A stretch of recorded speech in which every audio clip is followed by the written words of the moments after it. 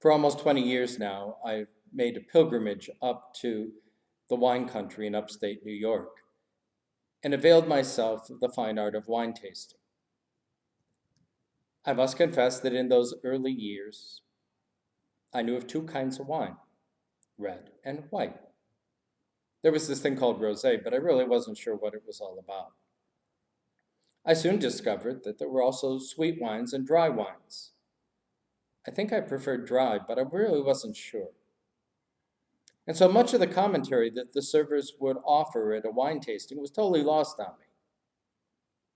But before long, I could distinguish between a Cabernet Sauvignon and a Cabernet Franc, between a Merlot and a Pinot Noir, between a Riesling and a Chardonnay. And then I began to pay a little more attention to what they were saying. And they began to talk about notes of this or that, or hints. And so they would introduce a particular bottle of wine by saying, you will taste the notes of grapefruit, or perhaps cherry, or perhaps tobacco, or maybe an oakiness or a butteriness. I confess I didn't taste any of that stuff for a long time. And then over the years, I discovered that my palate was being educated, and it was much more discerning. To the point that today I can recognize those notes whether or not the server offers their commentary. And I can marvel at the genius of the winemaker that can bring these distinctive notes together in a blend that produces an incredibly fine wine, an entertainment to one's palate. And it's not only the grapes that the winemaker must take into consideration, but the very ground in which they are grown. I remember one particular tasting, the wine steward laid out 3 Rieslings from the same winemaker. The difference was that they were from 3 different vineyards, and each of those Rieslings had a distinct quality because of where they were grown and the soil from which they came. And so it is not only the grapes that one must take into consideration, but where they came from, that blends this distinctiveness, these wonderful notes and hints that produces that beautiful wine, that unity in the midst of that distinctiveness. Meister Eckhart, the 13th century theologian and mystic, spoke in similar terms when he was preaching on John 17, which is the high priestly prayer in John's gospel, the prayer that Jesus prays for his disciples, that they may be one even as he and the Father are one. And what Meister Eckhart points out is that it is God's intention that the church live in unity,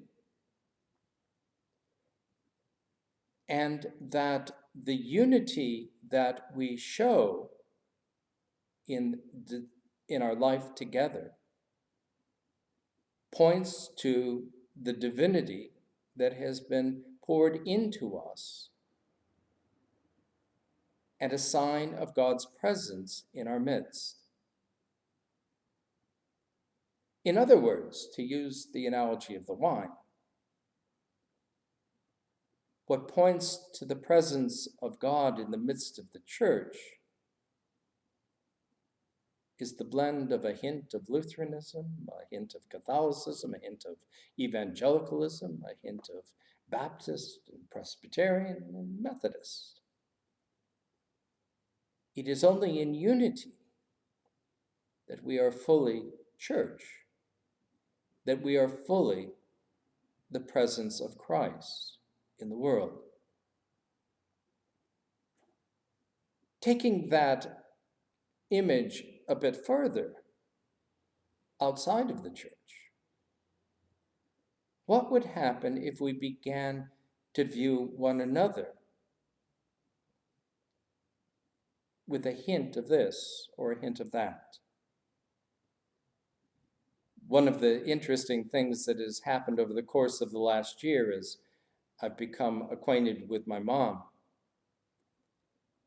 is that she continually points out the hints of Meyer, my family of origin, that are cropping up in my speech or my actions or my mannerisms. Interestingly enough, these were the pieces that I always thought were just kind of weird or strange about me, because no one around me had that same pattern, that same hint or note. But now I realize that it's part of who I am. It is a hint of this and a hint of that that makes who I am what I am. And so it is with us as we live together, that it is in unity of all of those distinctive notes that we find the beauty and the richness in the whole. And if Meister Eckhart's right, it is in that unity that we are most like Christ. And so what if we began to look at each other and look for the notes, the hints that make them unique and gifted, rather than different or unlike us? What if we began to have that kind of conversation across the table, or across the street, or across the aisle? One of the great beauties, I believe, in the architecture of our political system was the creation of parties. Unfortunately, over the years, it's been whittled down to two. But even there was a sense in which the purpose of the party was to communicate with one another in such a way that it was their distinctive point of view or principles that helped one another form this unique whole, this unique experiment that we call the United States, and gifted us for so many centuries, producing what I consider a very fine wine. Although these days we seem to be operating with sour grapes a lot, and the wine doesn't taste quite as fine. What if we could begin, instead of seeing each other as distinctive or contrary, to offering a note of this and a note of that, that together in some mystical and magical way can be blended together and produce something really beautiful? It's a challenge, to be sure. And it takes gifted leaders and initiative. But I truly believe that we have them in our families, in our communities, in our churches, in our schools. Even some days I think we might have them in government, but I'm not quite sure. We got work to do. And my recommendation is that we don't settle for cheap wine,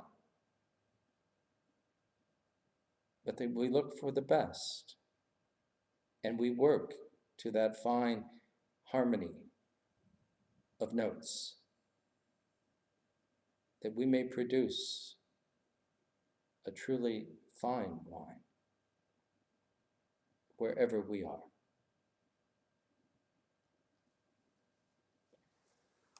Oh, beautiful for spacious skies, for amber waves of grain, for purple mountains, majesties above the fruited plain.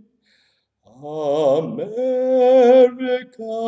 America, God shed his grace on thee, and crown thy good with brotherhood from sea to shining sea.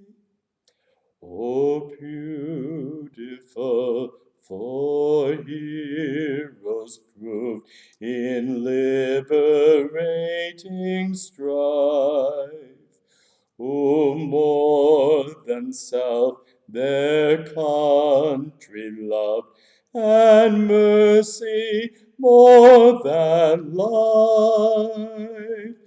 America, America, may God thy gold refine,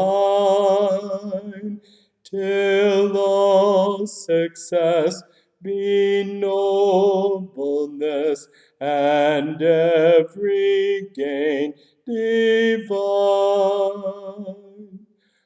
Oh, beautiful for patriot dream that sees beyond the years, thine alabaster cities gleam, undimmed by human tears.